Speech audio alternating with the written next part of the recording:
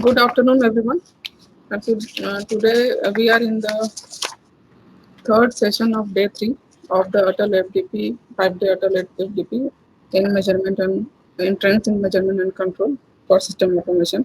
Today the title of the talk is control of autonomous underwater vehicles. The speaker is Professor B.D. Subudhi from IIT Goa. Now I'll be introducing him to you.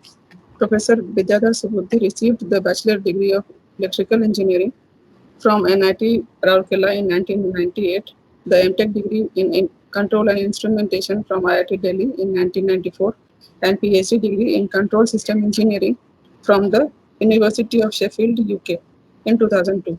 He served as a postdoctoral research fellow in NUS Singapore in 2005. Currently, he serves as a professor, School of Electrical Sciences and Dean R&D in IIT Goa. Prior to this, he was working as a professor in Department of Electrical Engineering in NIT Rourkela. He also served as a visiting professor in the University of Saskatchewan, Canada, and in Asian Institute of Technology, Bangkok in 2011 and 2013 respectively. He was a recipient of prestigious Samantha Chandra Shekhar Award of the Odisha Vigyan Academy, Government of Odisha, for his contribution to science and technology in the year 2013. He was awarded NIT RAA Research Excellence Award in Electrical Sciences in 2019. He is a fellow of the Indian National Academy of Engineering and fellow of IET UK. He serves as a technical committee of member of IEEE Intelligent Control Group and associate editor of IEEE Access, IEEE Transaction on Sustainable Energy, IET Electronics Letter, and associate editor in IEEE Technology Conference Editorial Board and Vice President ACDOS, a member of IFAC. He has been appointed as a distinguished lecturer by ACM. He collaborates with several foreign universities through international research grants. He has supervised 37 PhD students. His research interests include system and control, uh, photovoltaic and microgrid systems, and autonomous underwater vehicles. He featured in top 2% scientists in the field of industrial engineering and automation in 2020 as per Stanford University's study group. So this is all about the speaker. So I welcome you, sir, on behalf of the electrical department of uh, BIT Mesa. And now I'll be introducing the participants to you. There are total 200 participants who have registered for this FDP, out of which 25 participants are from Andhra Pradesh, 7 are from Bihar, 4 from Delhi, 7 from Gujarat, 1 from Arunachal Pradesh, 1 from Assam, 1 from Himachal Pradesh, 1 from Jammu and Kashmir, 9 from Jharkhand, 10 from Karnataka, 1 from Kerala, 8 from Madhya Pradesh, 24 from Maharashtra, 2 from Odisha, 1 from Puducherry, 5 from Punjab, 5 from Rajasthan, 46 from Tamil Nadu, 110 from Telangana, 1 from Tripura, uh, 13 from Uttar Pradesh, 2 from Uttarakhand, and 7 from West Bengal. So this is all about the participants. The participants are from different fields, and this is all about participants. Now I welcome you, sir. Now over to you. Thank you. Thank you for joining us. Good afternoon, and thank you, Dr. Bijay Lakshmi, for this invitation as well as for this introduction. I'm glad that many participants across the country are participating in this Atal FDP, and I believe that number would be more than 200, or what is the total number of participants? Reporting is around 100, sir. Around 100. So Yes. it's a good number of participation. So let me discuss about the topic I have chosen for today's discussion, that is control of autonomous underwater vehicle. So my slide is visible to you all. Yes, sir. Yeah. Yes, sir. Yes, sir. Yeah. Yes, sir. Yes, yes. So let me discuss about this interesting area of work, that is the control of autonomous underwater vehicle. Um, So my talk will be outlined as basic introduction of these underwater vehicles, and then navigation and control problem, and control of the autonomous underwater vehicle, what we call as the AUV in short, and the path following and formation control of the underwater vehicle, and some conclusions. So basically, the 71% of the Earth's surface is covered, is basically covered by water, and remaining 37% of the population lives at less than 100 kilometers from the coast. So therefore, we consider the oceans are the source for food and many other resources, and oceans play an important role in the climate as well. And as you know, the blue economy, the country is now striving to harness, basically depending upon the oceanic, resources. So the purpose of this scientific challenge behind this oceanic study is to know about the physical, chemical, biological, and geological phenomena that occur in the ocean and its frontiers. So basically, the underwater vehicles are, or the marine vehicles are deployed to the interesting application called ocean exploration. Now, this ocean exploration is a interesting area of research where the scientific challenge is to know about the different animals, aquatic animals inside the ocean, to know about the climatic change that would happen, and different resources that would affect the, or that would influence the economy of the country. So therefore, there is a need of marine vehicles for deploying towards this oceanic exploration. And therefore, what happens is that by deploying a single marine robotic vehicles for this oceanic exploration is not good enough. You need to employ multiple marine vehicles for this purpose. And one of the classical approaches for this oceanic exploration, way back in some 20th century, two decades before this 21st century, like the vessels, marine vessels. So these vessels have, but these vessels are, although deployed for these oceanic applications, but they have poor maneuverability, and particularly their coverage in the three-dimensional space with respect to the time is very minimal, and the operation cost is too high. And therefore, there is alternative that sometimes divers are being engaged for this oceanic study, but this is not a, sometimes there is also danger to the diver if this exploration creates some the restricted coverage. So therefore, there is a need to design some kind of remotely operated vehicles for this oceanic study. So those are called ROV, or remotely operated vehicles, where there is a umbilical cord that is being connected with the vehicle. So this controls the vehicle from a distance, and thereafter the need was to make them autonomous by cutting the umbilical cord. So therefore, we have the autonomous underwater vehicles where these vehicles are controlled autonomously, and these vehicles therefore have high maneuverability and equipped with autonomy, and they could execute tedious tasks automatically. So basically, this AUV, the matter of discussion today's lecture. So that is basically autonomous underwater vehicle. This could be untethered, unmanned underwater vehicles, and there could be some constraints in these, like the power and data must be self-contained inside the vehicle, and the mission must be executed on board.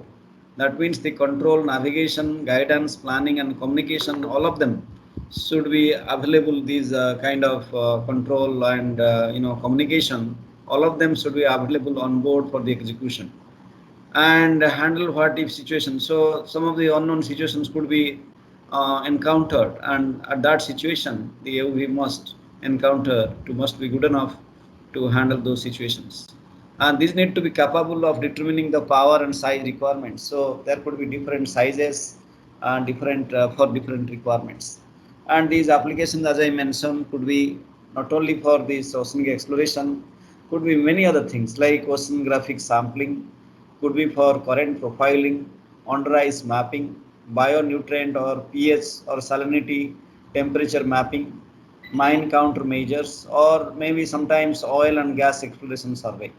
So a lot of applications are expected by employing the AUV in the underwater environment. So the problem that we will be discussing today is basically the underwater robotic control problem, where the control, what I mean to say, what force should I apply to achieve the desired speed? So that is what we need to design a control. And how should I steer to follow the desired path? That is the guidance. And what path should I follow? So that is the path planning. And where are the amphoras? So that means where are these kind of mapping? Where am I basically to? This is called the navigation. So these are all necessary for this motion control of the marine vehicles. That means the control here is primarily for determining the necessary control forces and the moments to be provided by the marine craft or the autonomous vehicle to satisfy a certain control objective. What is the control objective here? The control objective here to follow a desired, let us say, yaw angle or rate, so that the reference, this yaw angle and rate should follow the desired yaw angle or the orientation. And but that must be accomplished in presence of the real scenario. There could be wind loads, there could be oceanic disturbances. So under all these disturbances and uncertainties, the problem here is to control this marine vehicle or autonomous underwater vehicle. So the guidance and the navigation control problem, if you look at it, we have the three different blocks. If you look at it, so what we basically want, that we need to have our guidance system. That means we need to know what is the weather data and the weather routing program, and that will give you the waypoints, that will determine the waypoints through which the trajectory must be tracked. So in order to define the trajectory, we need to have a guidance system based on the weather routing program. And we have the navigation system where we need to have the GNS gyro, the compass, to know about the orientation of the vehicle, and we need to observe, put some observers, because sometimes what happens, we may not be able to know all the states of the motion, the marine craft or the autonomous underwater vehicle. So therefore, we need to estimate some of the information or some of the states by designing a suitable observer.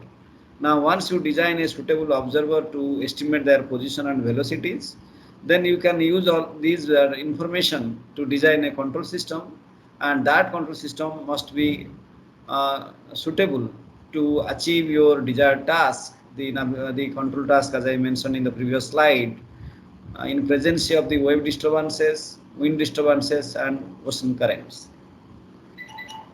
So the two things important. One is the remotely operated vehicle ROV, and gradually there is a development that to make it fully autonomous, to equip the all the control and communication inbuilt, so we can make it autonomous.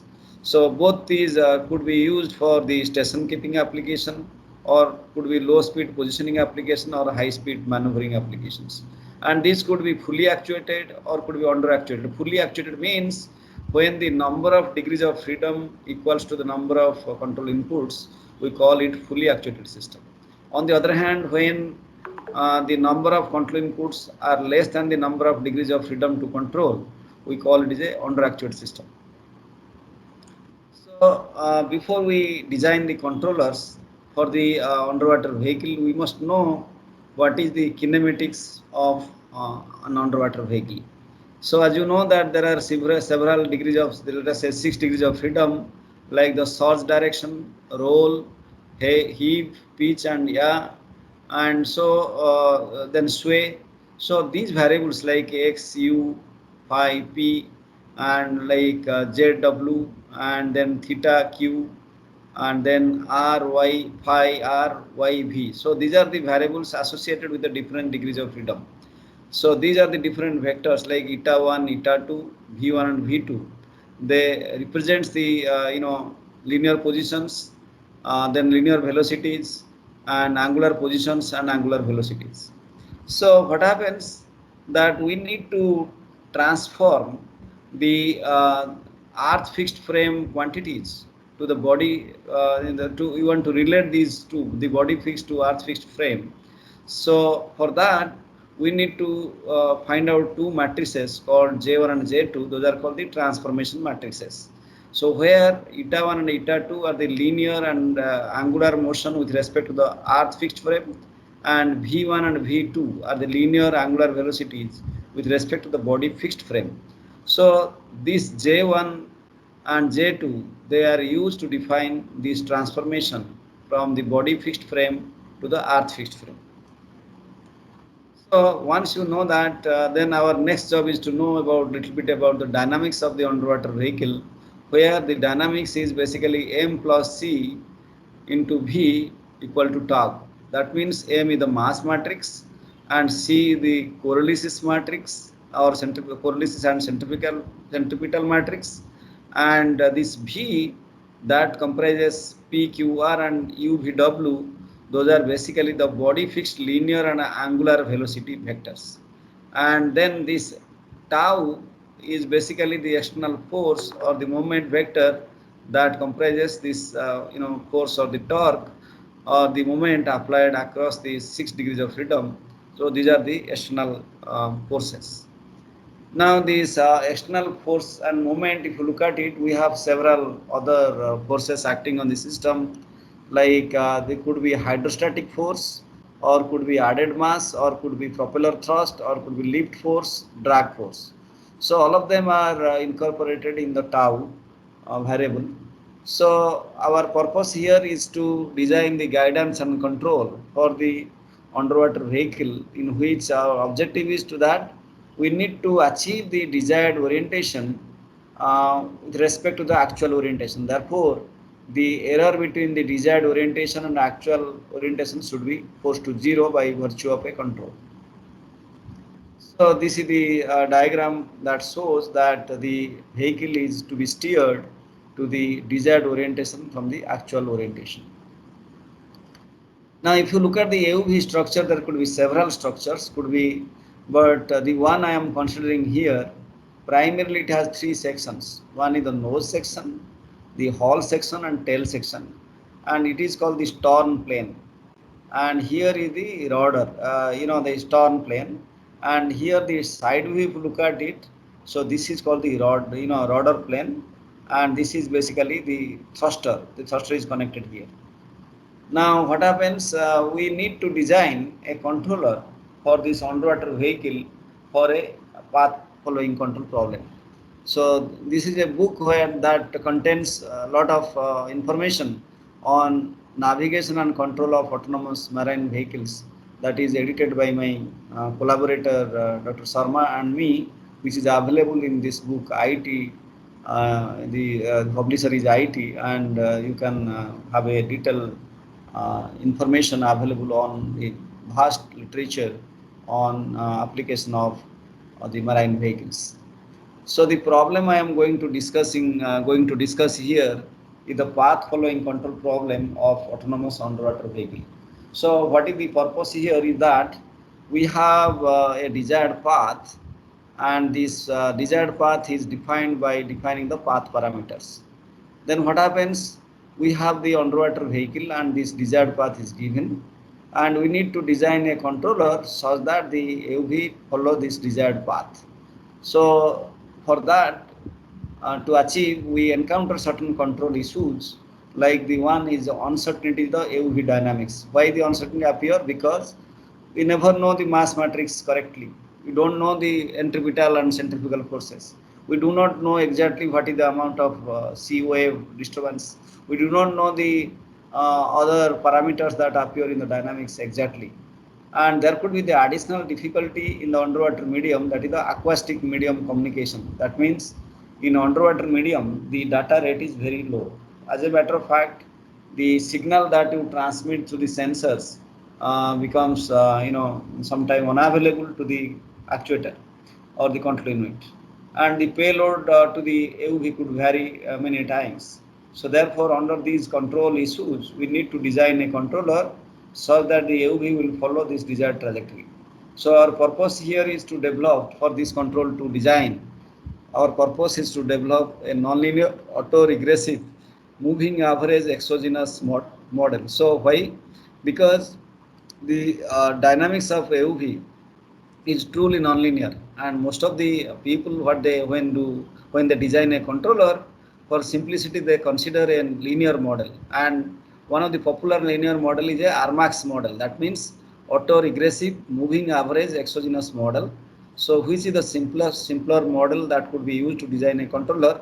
But unlike this work, we are focusing here to design a controller based on a nonlinear model. Therefore we have chosen a structure, nonlinear model structure, that is called NARMAX, or nonlinear autoregressive moving average exogenous model for the AUV. And once you have this model available from system identification, what next we do? We want to design a way tracking controller or path following controller where you specify the waypoints, and therefore we employ a line of guidance control law in order to track the path, desired path. And then we want to design a self-tuning controller for the heading and diving motion, and implement the same in fast MATLAB Simulink, and thereafter the real-time implementation we could pursue. So this work has been published in IEEE Transaction on Control System Technology in 2017. So interested readers can refer this paper for more details. So the AUV kinematics I have already explained you, and the purpose here is to develop the NARMAX structure or NARMAX model for the AUV dynamics. So what you do, we basically choose the function f, that is the function has the argument x, that x contain all the inputs, the input and output vectors. So this z to the power minus 1 is the one sample delay, and thereafter all the sample delay. So the basically the system is the AUV here, and you provide some kind of input and get the actual output from the response. Maybe a diving motion, you can have the diving velocity, etc. So then we parallelly we have a model structure where the model estimates some kind of output, that is YP hat. So these differences like YP and YP hat is the error, that is EK, and this EK is minimized to model this input output space of the AUV. So that model is represented by the NARMAX model called YPK equals to f of YP k minus 1 to m sample delay and all the past values of inputs, and where f is a nonlinear function to approximate the AUV dynamics. So for designing the path following control, that we need to make it adaptive in order to take care of the uncertainties and disturbances.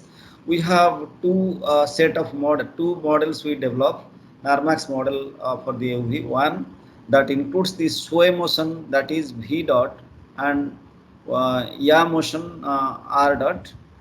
Depth motion include heave motion and pitch equation of motion. So that means we want to find relationship, the equation of motion relating sway and yaw and heave and the pitch. So that will give you, so these are the different variables associated. Like we have these two motions, one is called the heading motion, the other is the depth motion. So once you get these two motion described, our next job is to find out the NARMAX model.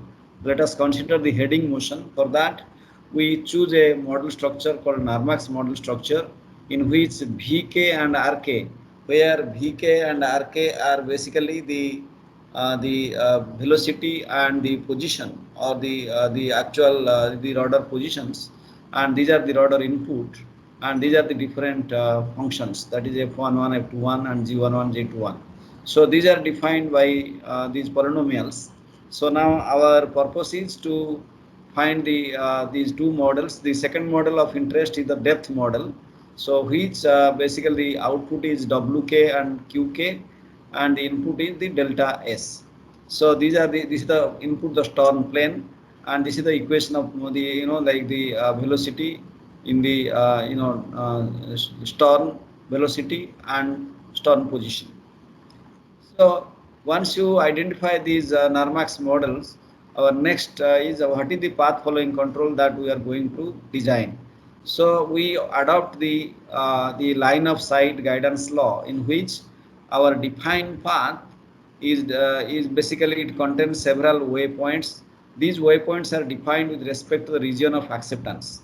And let us say this is the first waypoint, x1 y1. Next waypoint is x2 y2, and this small circle represents the region of acceptance, and then the final destination given by x4 y4. Now we choose a kind of this is the desired path, the dotted line is the desired path, and then this is the actual path. So this is the line of site guidance, path following control law, to design the path following control law.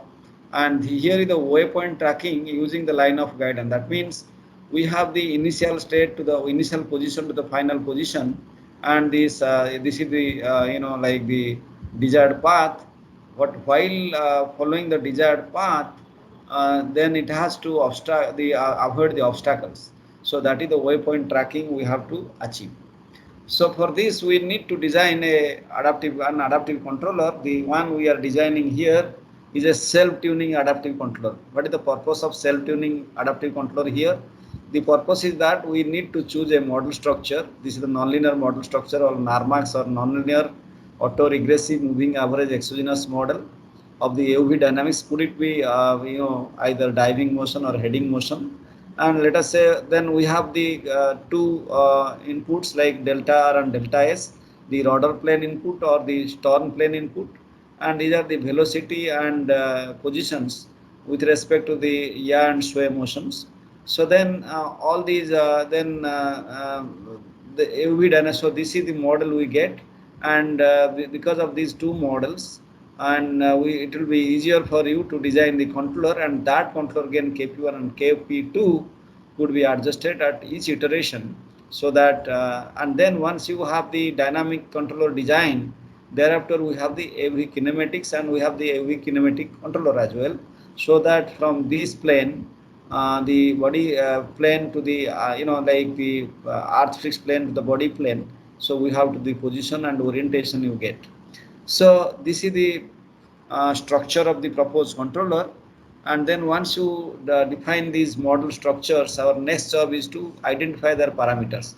So we have the NARMAX models for the heading and diving motion.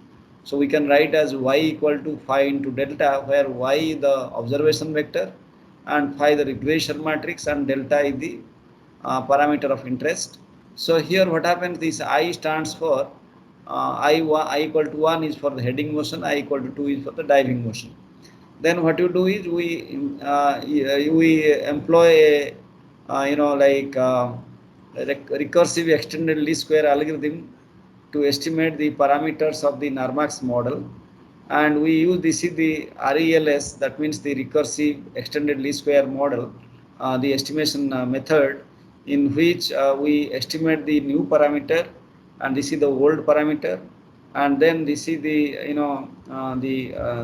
this is the regression, this is the covariance matrix, and this is the forgetting factor, and this is the new vector, the observation vector y with respect to the observation variable, and the past the parameter in the past iteration or the previous iteration, and this delta epsilon I the residual error.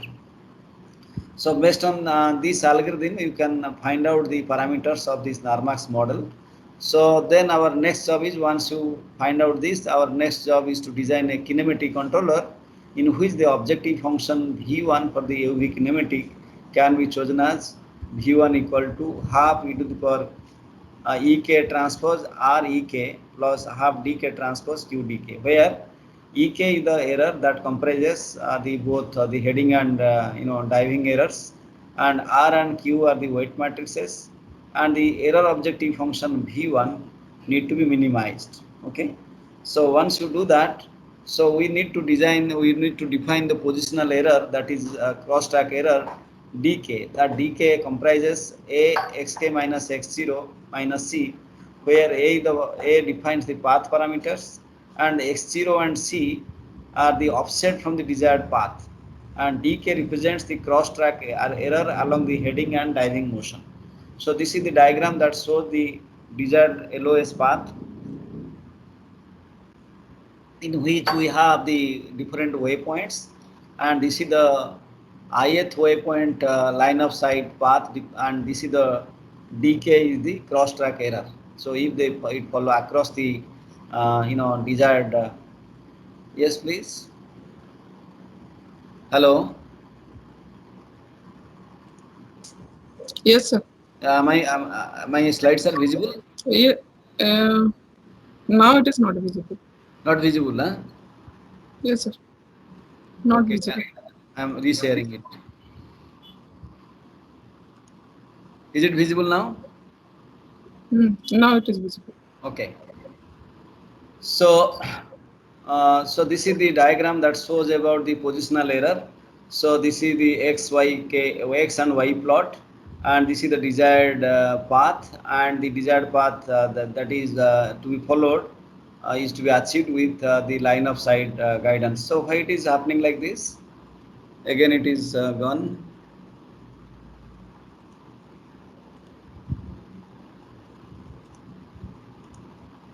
Is it visible?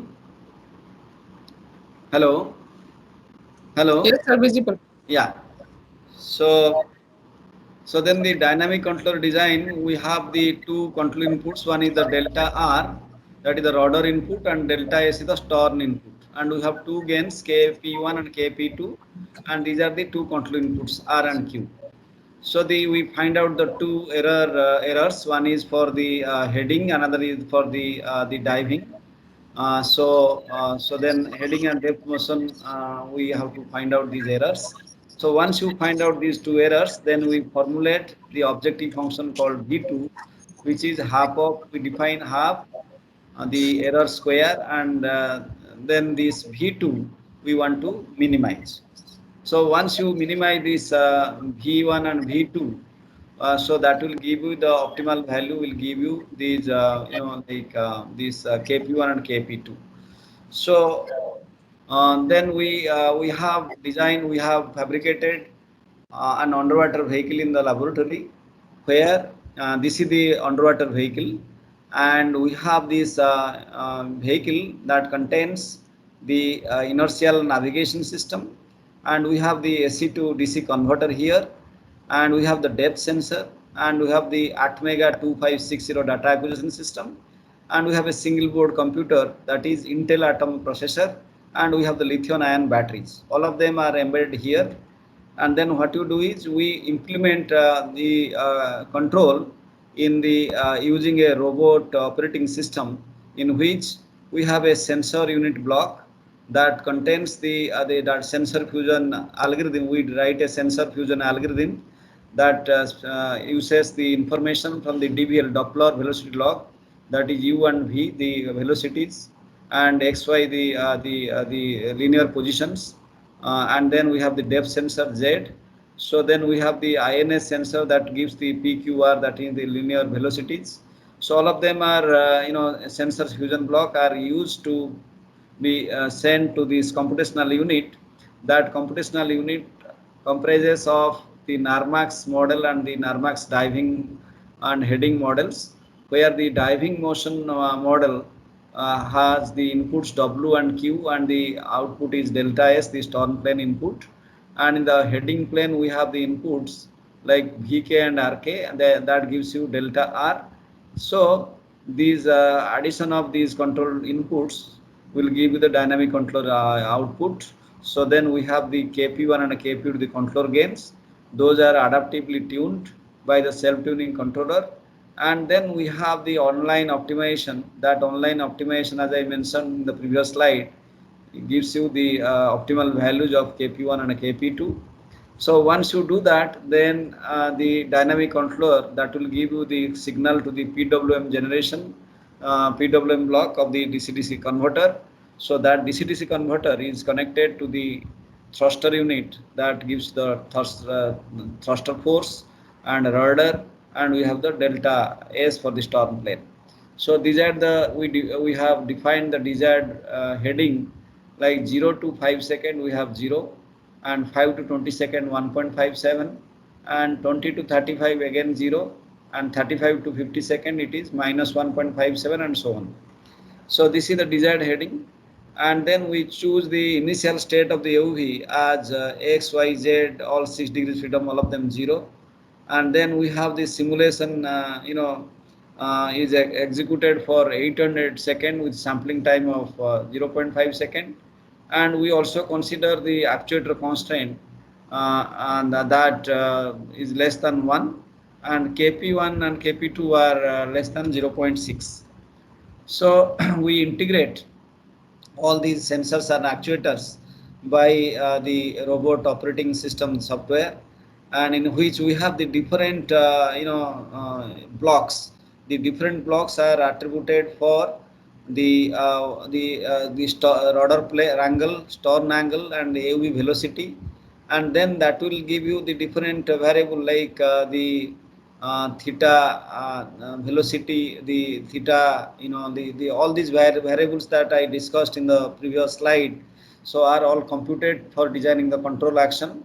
And then all of these, and these are the sensor fusion, the GPS block, and all these I discussed. So this is the sensor block, and this is the control block. So once you implement them in real time, then we get their responses. The dotted line is the desired heading, and this blue line represents the actual heading. So this is the yaw orientation versus time, and you could see that this is following the desired yaw orientation. And then for the heading error tracking, we have this is the tracking error. The tracking error finally goes to 0. And we have the air velocity, in which we have the actual air velocity, that is in the blue line, and this dotted line represents the estimated air velocity. So that means the controller is good enough to provide the actual tracking of the desired heading, and desired tracking the heading error goes to 0, and this parameter versus the time indicates that the NARMAX model parameter identification is accurate or reasonably good. That means they are converging to the the steady state values after maybe 30 seconds.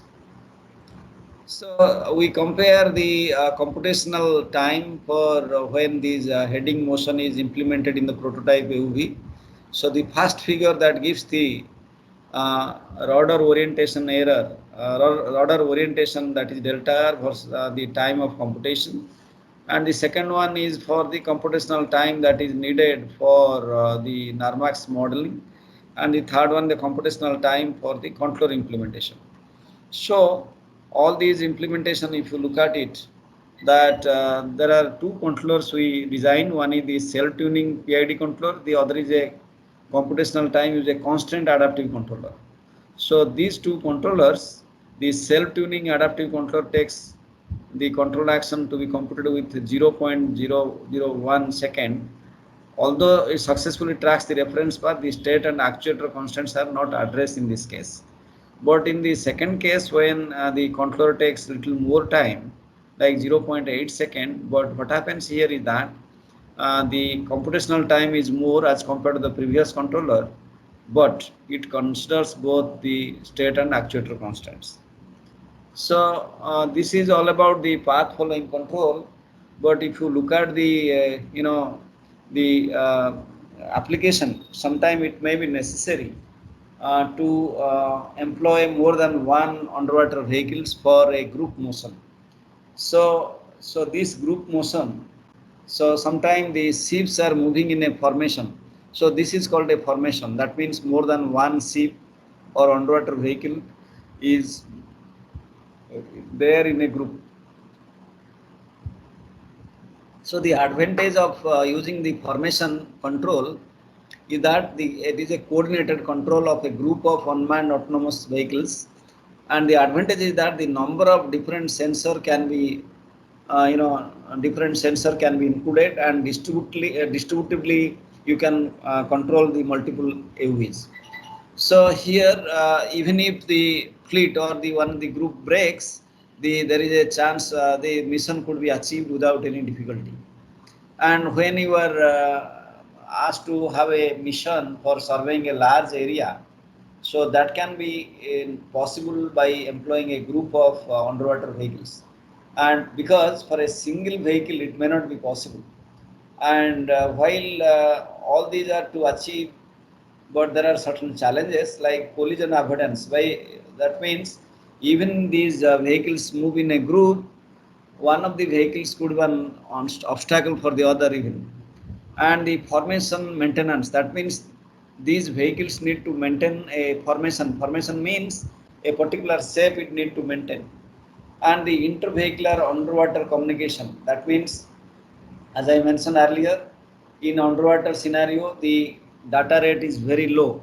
So as a matter of fact, this underwater intervehicular communication must be a challenge before designing the controller. That means you need to design a controller that is that is giving, that will give the desired control, despite there is control the communication difficulties.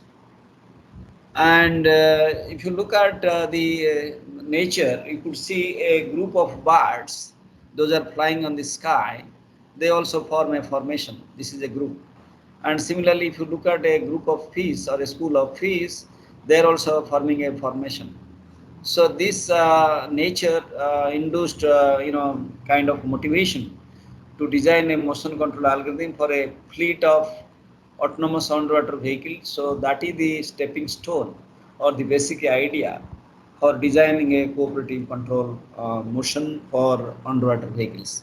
So that means each of the AUV or the marine vehicle could be represented by a single bird or a single piece, and they communicate with each other and they make a group motion. And the leader, one of them could be a leader and the rest could be a follower. So this kind of notion of the group behavior, either from the birds or from the fish, can be inherited to design a cooperative motion control for a group of autonomous underwater vehicle. So that is a challenge. So this formation control could be a behavior based approach, or could be a synchronization based approach, or a virtual structure approach, or a leader follower approach. So in a behavior based approach, what happens, based on the sensory input, this input that you get from the sensors, a control input is generated to achieve a desired behavior response like collision avoidance or obstacle avoidance for formation keeping and goal keeping. So this is called the behavior based approach. And the other approach could be synchronization based and virtual structure approach. In this virtual structure approach, all the AUVs in the group are assigned a particular path based on the desired formation, and control is developed for achieving the desired velocity. So here what happens, these are the different underwater vehicles and these are the individual paths.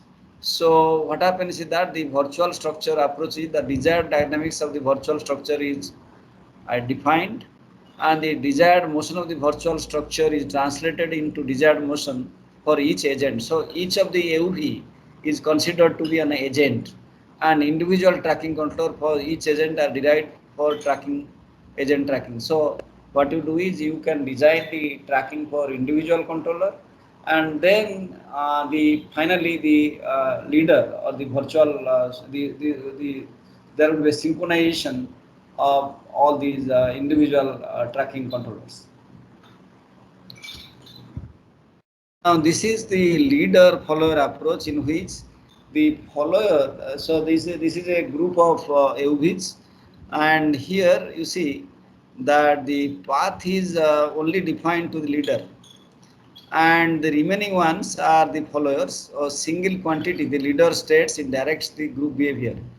Most widely used approach for this formation control due to its simple structure and ease of implementation.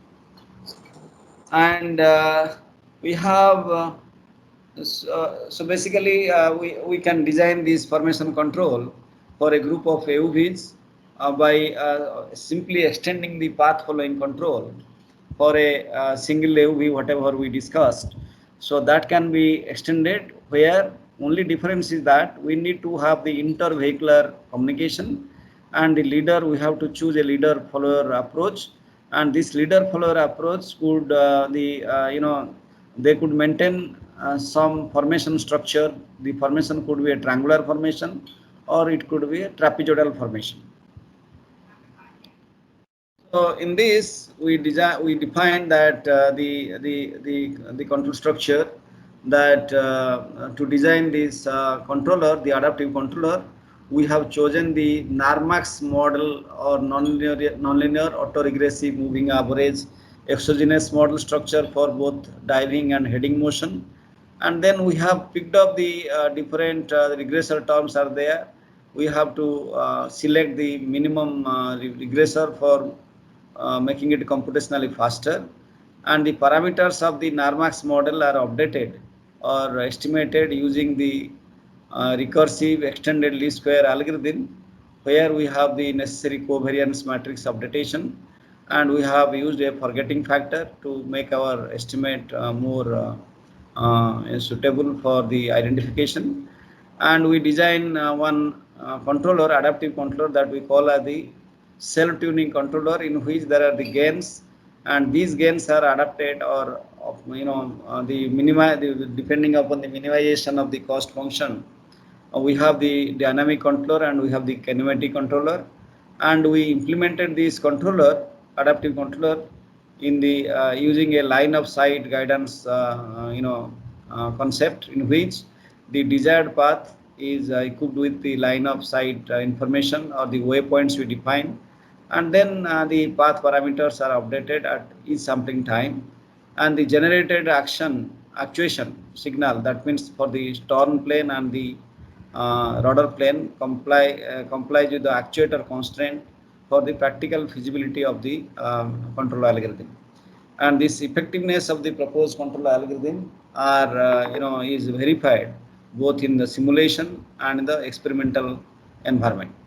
So this is the conclusion, and some of the publication or the reference are these are the references, and we have certain. I have to show you a video, so just hang on a minute. So I will share the videos if I am getting that.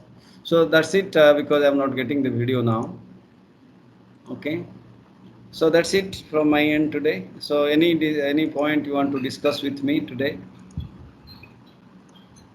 Yes, please. Good afternoon, sir. Yes, please. Sir, what are the different algorithms that we can use for the parameter updation of NARMAX models? Yeah, so you can use, as I said, one, you can use the recursive least square estimation method, or you can use the you can use simple recursive least square estimation, or orthogonal least square estimation method. You can still use that. So, can we use nature-inspired algorithms like PSO, GA? No, because it is online. You cannot. Okay, sir. Thank you, sir.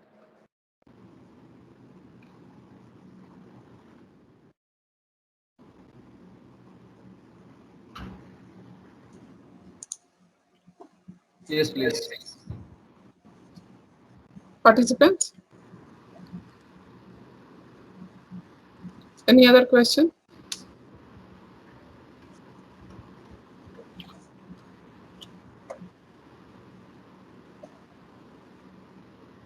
Sir, also one more question. So, what is sway and yaw motion? Okay. Yeah, let me tell you that. So,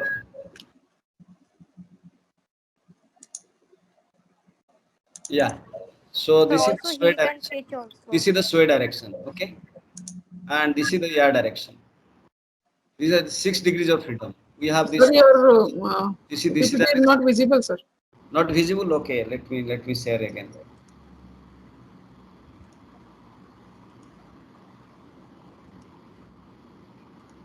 Is it visible now? Yes, sir. Yeah. You see, Yes, this is the sir. source direction and this is the roll direction. This is the pitch direction and this is the rotation. The rotation is, this is the yaw direction, and this is the sway, and this is the heel. Okay. Okay, sir. Thank you, sir.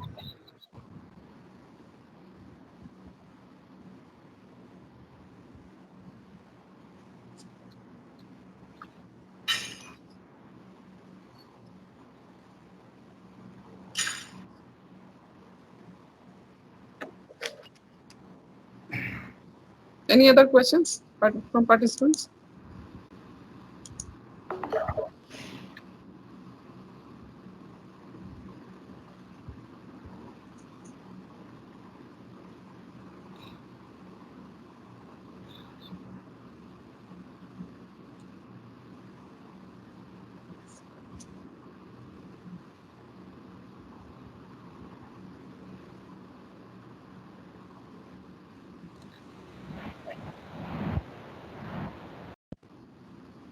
So in between also, if you have any query, I think you can contact later. Sir, Okay. the participants may contact sir. And this is his details.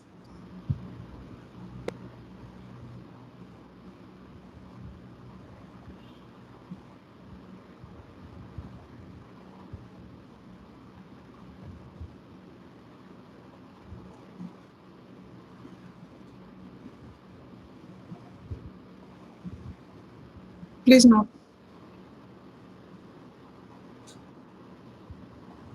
Is that okay? Or any questions?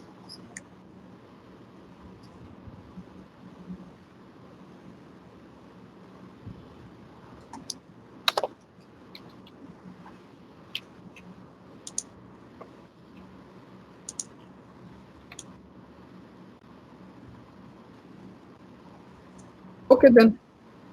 Thank you, sir. Thank you for joining us. And I think I hope that this presentation will help the participants to do their research in this area. Thank you, sir. And I request you to send the PPTs so that I will you send. share with the participants. Thank you very much. Thank you. Thank you for joining, sir. Thank you.